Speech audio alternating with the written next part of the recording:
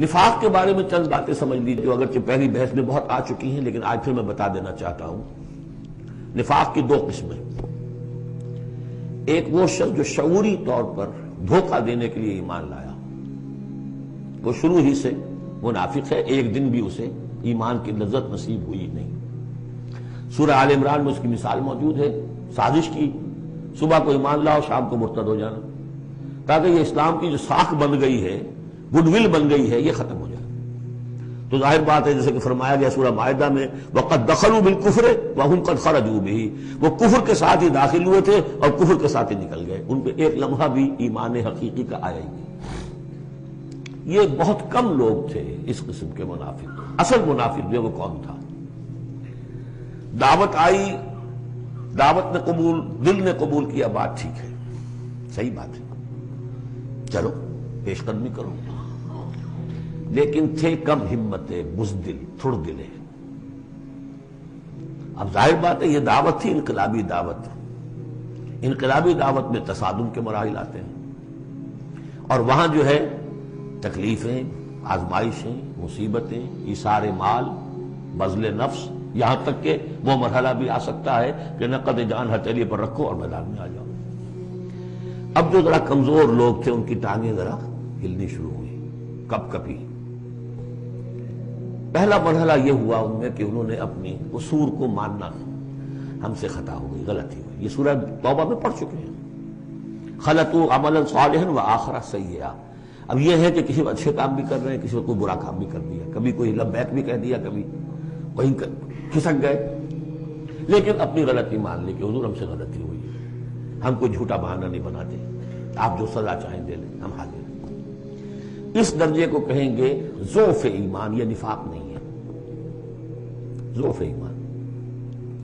اگلا درجہ آتا ہے جب آدمی کی جو جھوٹی عزت نفس ہے، اخذت العزت بالاسم، وہ جھوٹی عزت نفس اسے کہتی کب تک مانو گے اپنی خطائیں، تم جھوٹا بہانہ کر دیا کرو، یہ تھا مسئلہ، وہ تھا مسئلہ، یوں تھا، ایسا تھا، خدا کی قسم نہیں، وہ تیسرا مرحلہ ہے۔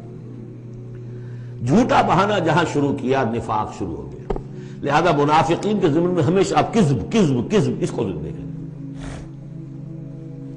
اگلا مرحلہ آیا اور دیکھا کہ یہ تو اب ہماری قسم، ہم جو بہانہ بناتے تو لوگ مسکراتے ہیں، کچھ وہ سمجھتے ہیں کہ یہ جھوٹا بہانہ بنا رہا ہے، لہذا قسمیں کھا کر موقت کیا اپنی قسموں سے۔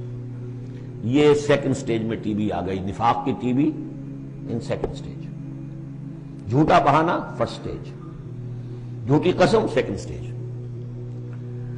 ایک عرصہ آتا ہے جس کے بعد اس پر بھی اعتماد لوگوں کا اٹھ جاتا ہے، تو اب ان کے اندر ایک شدید قسم کا ریئیکشن پیدا ہوتا ہے، ایمان اور اہل ایمان کی دشمنی پیدا ہو جاتی ہے، اور یہ دشمنی سب سے زیادہ ٹارگٹ کرتی ہے قائد کو۔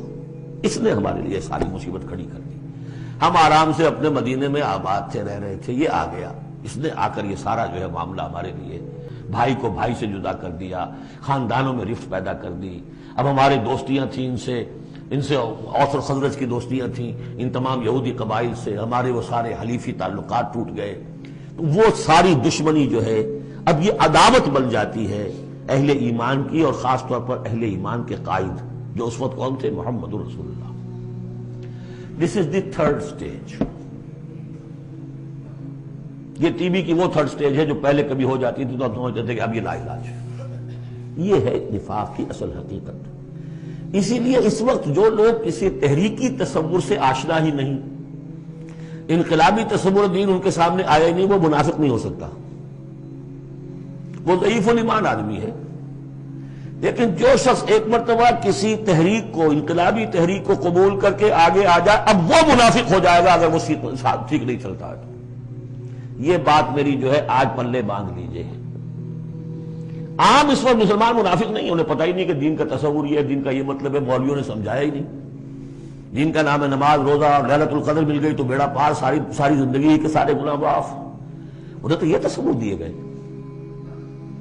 حج کرائے تو پاک ہو کے آ گئے، عمرہ کیا تو پاک ہو کے آ گئے، باقی یہ کہ تم جس طرح چاہو کماؤ، ہمارے نذرانے آنے چاہیے، اللہ اللہ خیر سلام، وہ پیر ہوں یا علماء ہوں۔ لہذا وہ بیچارے وہ منافق منافق نہیں ہے، وہ ضعیف الایمان ہے، جو بھی ہے وہ اللہ تعالیٰ جو معاملہ ان سے کرے۔ جو شخص کسی حقیقی انقلابی اسلامی تحریک سے متعلق ہو جائے اس کو حق سمجھ کر، پھر اگر وہ پیچھے ہٹ رہا ہے اس لیے کہ قائد میں اسے کوئی چیز ایسی نظر آئی کہ یہ تو غلط کار انسان ہے، دھوکے باز انسان ہے، ٹھیک ہے، پیچھے ہٹ جانا چاہیے۔ اگر یہ طریقہ کار جو اس نے بتایا تھا یہ اس سے منحرف ہو گیا ہے، پیچھے ہٹ جانا چاہیے۔ جو اس نے طریقہ کار بتایا تھا اس وقت ہمیں معلوم ہوا تھا ٹھیک ہے، لیکن اب ہم سمجھتے ہیں کہ ٹھیک نہیں ہے، پیچھے ہٹ جانا چاہیے۔ یہ سب ٹھیک، اس میں نفاق نہیں ہوگا، لیکن محض اس لیے کہ اب مشقت کرنی پڑ رہی ہے، محنت کرنی پڑ رہی ہے، اپنے کیریئر پر آنچ آ رہی ہے، اپنے لیے جو ہیں اور زندگی کی لذتیں جو ہیں ان میں ہمارا گھاٹا پڑ رہا ہے، جائیے کہ کبھی امیر نے ڈانٹ دیا ہے، یہ تو ہوتا ہے جماعتوں کے اندر، ہوتا ہے، زجر بھی ہوتی ہے، توبیخ بھی ہوتی ہے۔ حضور نے یہاں تک بھی کہا کہ میرا جی چاہتا ہے کہ جو لوگ نہیں آتے فجر کی نماز میں کسی اور کو یہاں پر امام بنا کر کھڑا کر دوں اور جا کر ان کے گھروں کو آگ لگا دوں، یہ بھی تو کہا ہے محمد رسول اللہ صلی اللہ علیہ وسلم۔ تو بہرحال اس وجہ سے اگر کوئی پیچھے ہٹا تو وہ اس پروسیس میں آ جائے گا، اس کو اچھی طرح سمجھ لینا چاہیے۔ بسم اللہ الرحمن الرحیم، اذا جاءک المنافقون قالوا نشهد انک لرسول اللہ۔ اے نبی جب آپ کے پاس آتے ہیں منافق اور وہ کہتے ہیں کہ ہم گواہی دیتے ہیں، ہم کہتے ہیں، ہم اقرار کر رہے ہیں کہ آپ اللہ کے رسول ہیں، واللہ یعلم انک لرسول، اللہ جانتا ہے کہ آپ اس کے رسول ہیں، اللہ سے بڑھ کر اور کون جانتا ہے کہ آپ اللہ کے رسول ہیں، لیکن واللہ یشہد ان المنافقین لکاذبون، اللہ گواہی دیتا ہے کہ یہ منافق جھوٹے ہیں، یہ دل سے بات نہیں کہہ رہے۔ اتخذوا ایمانہم جنۃ، پہلی سٹیج کاذبون کے حوالے سے یہ جھوٹے ہیں، نفاق کی پہلی سٹیج۔ پھر انہوں نے اپنی قسموں کو ڈھال بنا لیا، اتخذوا ایمانہم جنۃ فصدوا عن سبیل اللہ، انہوں نے اپنی قسموں کو ڈھال بنا کر اور اللہ کے راستے سے رک گئے۔ خدا کی قسم یہ مسئلہ تھا، میں اس لیے نہیں جا سکا، میری بیوی بیمار تھی، کوئی دیکھنے بھالنے والا نہیں تھا۔ انہم ساء ما کانوا یعملون، یہ بہت ہی برا کام ہے جو کر رہے ہیں۔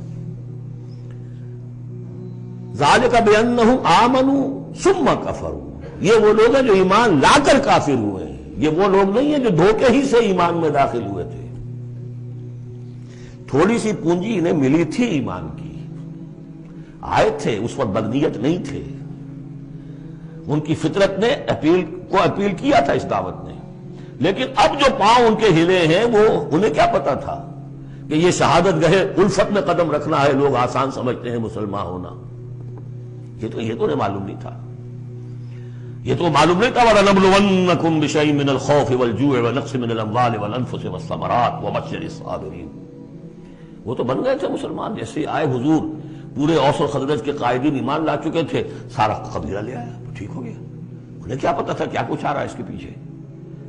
یہ ایمان جو ہے یہ تو یوں سمجھیے کہ ٹپ آف دی آئس برگ ہے، اس کے نیچے جو اصل برگ جو آیا ہے برف کا تودا، تو وہ پھر ان کے پاؤں ہے، اس میں بھی جب تک اقرار ہو اپنے تقصیر کا تو وہ ذوف ایمان کہلائے گا، نفاق نہیں۔ خذ من اموالہم صدقۃ تطہرہم وتزکیہم بہا، ایسے لوگوں کا علاج بھی سورہ توبہ میں آ چکا ہے۔ لیکن جھوٹ بہانا پہلی منزل، جھوٹی قسم دوسری منزل، اور پھر عداوت آگے آئے گی چل کر اسی صورت میں۔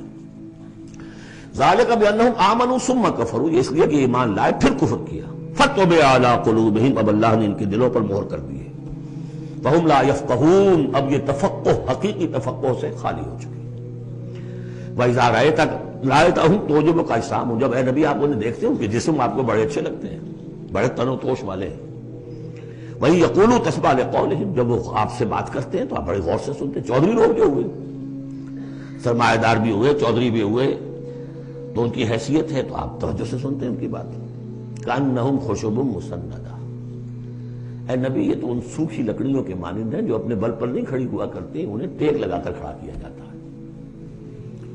یحسبون کل صیحۃ علیہم، اندر سے اتنے بودے ہیں کہ ذرا سی آہٹ ہوتی ہے تو ان کی جان پر بن جاتی ہے، وہ سمجھتے ہیں کہ پھر آئی کوئی مصیبت، کہیں اور سے پھر شاید کوئی حملے کی خبر آ رہی ہے اور پھر کوئی جنگ ہوگی، پھر کہیں گے نکلو اللہ کی راہ میں۔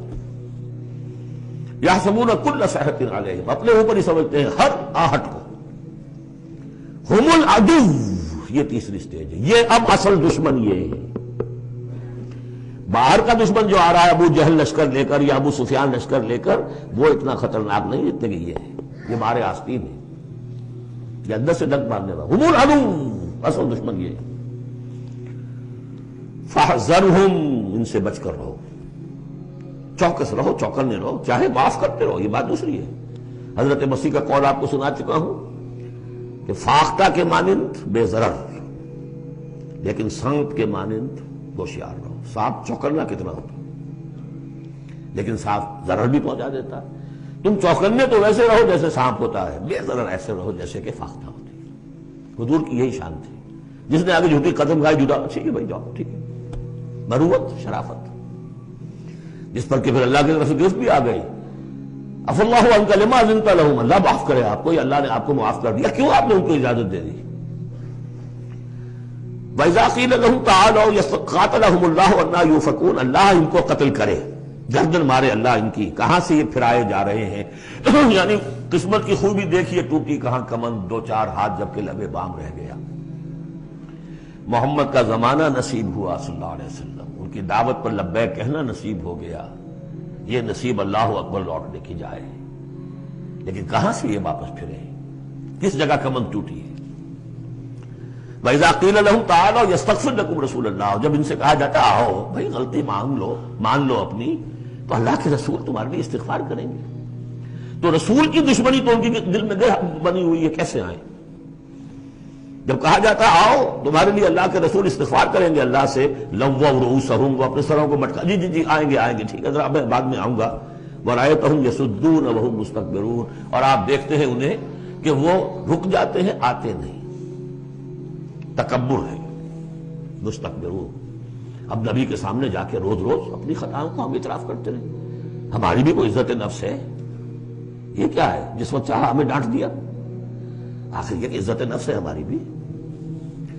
سواء علیہم استغفرت لہم ام تستغفر لہم ام لم تستغفر لہم، برابر ہے ان کے لیے نبی، چاہے آپ ان کو معاف فرمائیں، آپ استغفار کریں چاہے نہ کریں، لن یغفر اللہ لہم، اللہ ان کو ہرگز معاف نہیں کرے گا۔ اس سے اگلی سٹیج میں یہ آیت آ چکی ہے سورہ توبہ میں، استغفر لہم او لا تستغفر لہم ان تستغفر لہم 70 مرۃ فلن یغفر اللہ لہم۔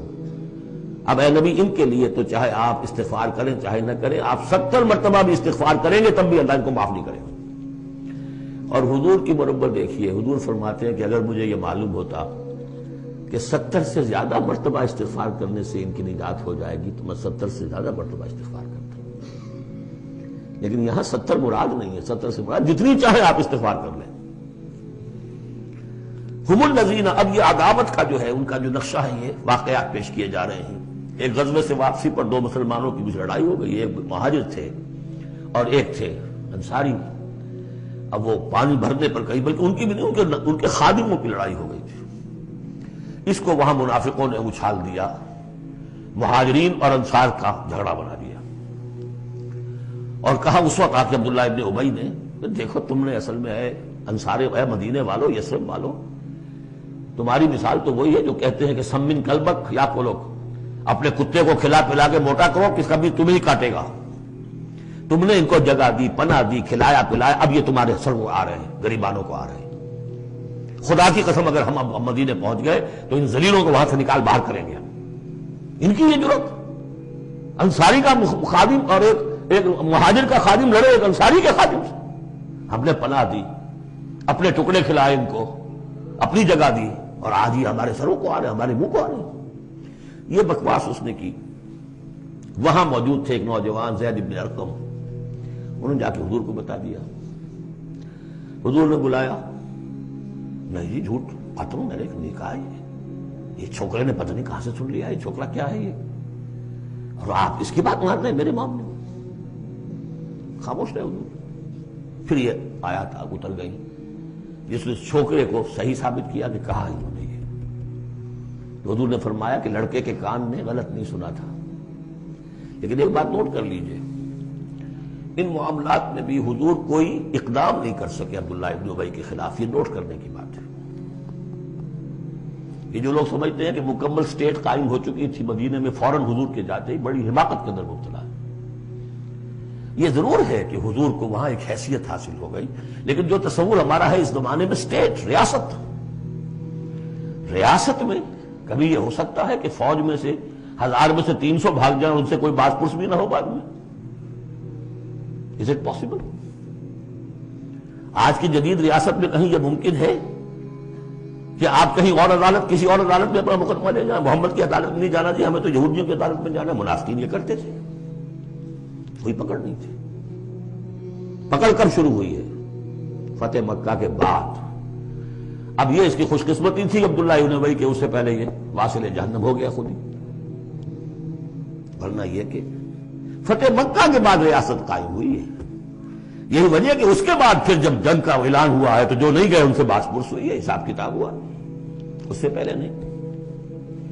تو اصل میں اسٹیٹ جو ہے عبداللہ ابن ابی کا یہاں پہ بھی خاموش۔ ایک موقع پر جب کہ تہمت کا معاملہ چل رہا تھا تو ایک دفعہ حضور کے زبان مبارک سے ایسے الفاظ میں نکل گئے، دکھا دل، کہ کیا کوئی شخص نہیں ہے کہ جو مجھے اس ایذا رسان شخص جو ایذا پہنچا رہا ہے اس کی ایذا سے بچا سکے؟ بات اندیا ظاہر تھا صاف کہ کیا کوئی شخص اس کو قتل نہیں کر سکتا۔ اب واقعات مختلف آتے ہیں۔ ایک واقعے میں تو یہاں تک آتا ہے کہ سعد ابن معاذ موجود تھے، انہوں نے کہا کہ حضور آپ مجھے حکم دیجئے، میں قتل کرتا ہوں۔ سعد ابن عبادہ تھے، وہ خزرج میں سے تھے، وہ فوراً تم یہ اس لیے کہہ رہے ہو کہ وہ خزرج کا آدمی۔ تو معلوم یہ ہوا کہ وہ جو قبائلی عصبیتیں تھیں کسی نہ کسی درجے میں ابھی موجود تھیں، ایک دن میں صاف نہیں ہوتی یہ چیزیں۔ پھر حضرت سعد ابن عبادہ کہتے ہیں حضور سے، حضور اس شخص کے معاملے میں نرمی کیجئے، اصل میں اس شخص کو ہم بادشاہ بنانے کا فیصلہ کر چکے تھے، اس کے لیے ہم تاج تیار کر چکے تھے، آپ آئے تو اس کے سارے خواب جو ہیں وہ بکھر گئے۔ اس کا ایک طرز عمل ہے، لیکن یہ کہ اس کا اثر ہے ہمارے قبیلے میں۔ حکمت اور مصلحت کا تقاضا یہ ہے کہ اس کے خلاف اقدام نہ کیا جائے۔ یہ بات سمجھ، ابھی ریاست اس درجے کی نہیں تھی کہ ان تمام چیزوں کو بالکل، ان مصلحتوں کو بالکل نظر انداز کرتے ہوئے جو قدم چاہے اٹھا دیں، یہ نہیں۔ اب کتنا بڑا کفر ان کا چلا آ رہا ہے یہاں پر۔ ہم الذین یقولون لا تنفقوا علی من عند رسول اللہ حتی ینفضوا، یہی ہیں وہ لوگ جو کہتے ہیں کہ مت خرچ کرو ان پر جو اللہ کے رسول کے گرد جمع ہو گئے ہیں، دیکھنا ان بستیوں کو تم کے ویراں ہو گئیں، یہ سب بھاگ جائیں گے اگر تم ان کے اوپر خرچ نہ کرو، حتی ینفضوا، یہاں تک کہ وہ منتشر ہو جائے۔ وَلِلَّهِ خَزَائِنُ السَّمَاوَاتِ وَالْأَرْضِ، حالانکہ اصل خزانے کائنات کے، آسمان اور زمین کے اللہ کے اختیار میں ہے۔ وَلَٰكِنَّ الْمُنَافِقِينَ لَا يَفْقَهُونَ، لیکن ظاہر بات ہے کہ منافقین اس کا فہم نہیں رکھتے۔ يَقُولُونَ لَئِن رَجَعْنَا إِلَى الْمَدِينَةِ لَيُخْرِجَنَّ الْأَعَزُّ مِنْهَا الْأَذَلَّ، اور وہ کہتے ہیں اگر ہم مدینے لوٹ گئے، اب چونکہ فوج واپس آ رہی تھی ایک جنگ سے، اب جب مدینے پہنچ جائیں گے تو لازماً جو عزت والے ہیں نکال باہر کریں گے ان ذلیلوں کو، اور ذلیل سے مطلب کمزور، ذلیل کا مطلب جو ہے وہ ہماری زبان میں جو ہوتا ہے کمینہ، وہ نہیں ہے، ان کو ہم نکال باہر کریں گے۔ وَلِلَّهِ الْعِزَّةُ وَلِرَسُولِهِ وَلِلْمُؤْمِنِينَ، حالانکہ عزت تو اللہ کی ہے اور اہل ایمان کی ہے، اللہ کے رسول کی ہے اور اہل ایمان کی ہے۔ وَلَٰكِنَّ الْمُنَافِقِينَ لَا يَعْلَمُونَ، لیکن یہ منافق جانتے نہیں۔ لیکن ہوا یہ کہ جب یہ قول پہنچا ہے، عبداللہ ابن ابی کے بیٹے کا نام بھی عبداللہ ہے، وہ بڑے مخلص نوجوان، خالص، صادق القول، صادق الایمان، انہیں معلوم ہے میرے باپ نے یہ کہا ہے، تو مدینے میں دروازے میں کھڑے ہو گئے ننگی تلوار لے کر، اپنے باپ سے کہا ہے کہ جب تک تم یہ نہیں مانو گے کہ تم ذلیل ہو، عزت ہے اللہ کے لیے اور اس کے رسول کے لیے اور اہل ایمان کے لیے، اس وقت تک مدینے میں گھسنے نہیں دوں گا۔